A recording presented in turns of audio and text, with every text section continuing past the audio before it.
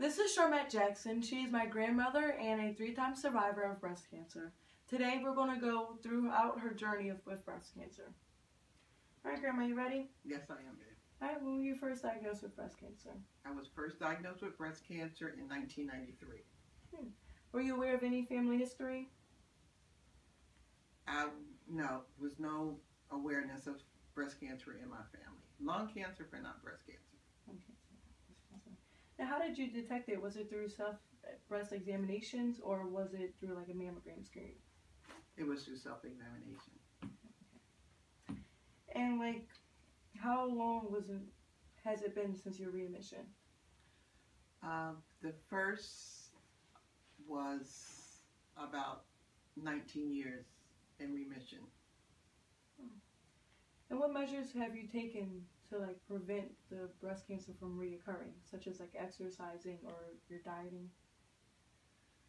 A better diet, exercise, but when I was diagnosed with breast cancer in 2012, again,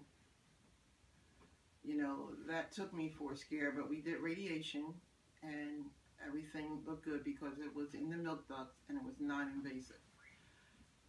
But right after that following year, when I went to get a mammogram again, it reoccurred in the left breast, where it had started. Mm-hmm. So at that point in the game, we did a double mastectomy. Oh, okay. So hopefully, give me a better chance of not coming back. Now, was it found in both breasts? Yes, both breasts. After the 17 years, the right breast, the cancer developed in the milk ducts, and then a year later, or maybe 18 months later, it occurred in the left breast in the milk ducts, and it was also non-invasive. So I was very blessed that way. Have you found out if it was hereditary or not? Well, the doctors did 2 genetic testing, and they found out that it was not in my genes. Do you know what those testings are called? I think it was BRCA1 and BRCA2. BRCA1 and BRCA2. Okay. And were you aware of the original origin of where your breast cancer was first located? Yes, it was definitely the left breast. Okay. And it was stage 2. Stage 2. Okay. And with that procedure, I did get the chemotherapy, I got surgery, and I got radiation. Now, with that, was it invasive or was it? Yes, that first one had spread to my lymph nodes under my arm.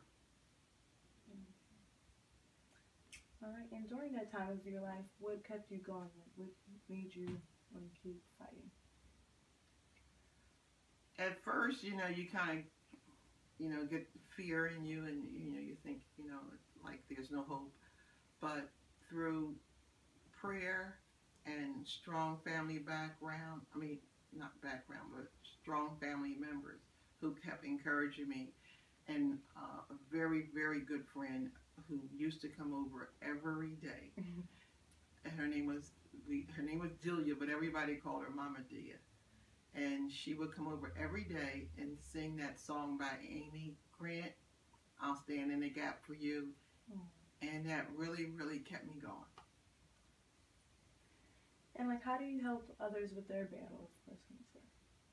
I let them know through prayer and doing homework. Like when you're diagnosed with something, you have to do homework. You have to try and help yourself. So you want to find a doctor who specializes in what you have. You want to find a good hospital that has good standings and what type of treatment you need. And you want to, how can I say it, participate in your own recovery too. Right. Now, what would you give advice to young girls like me or just everyday people that aren't aware of breast cancer yet? They're not as informed. Well, like they say and doctors tell you all the time, self-examination is a very good practice. Also, early detection is the key to surviving cancer if it's meant for you to survive. You know, you have to try and catch it early.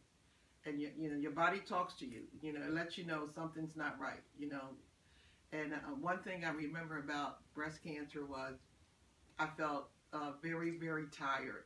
Like, so, you know, cancer really drains you. You know, because your body's fighting so hard. And I remember telling my stepmother, I was like, oh, I'm so tired all the time. And she, you know, she couldn't figure out, you know, like, you know, what do? You're working too hard? And I said, no. But then right after that, that's when I found the lump. And I talked to a few people, and they also said that they felt very, very tired. So when you feel tired, doesn't mean you have cancer, but it means that something's going wrong with your body if you feel tired all the time, like no energy. So that's definitely a key factor to me. Okay, well, thank you for your time. You're welcome. I did want to ask one more question.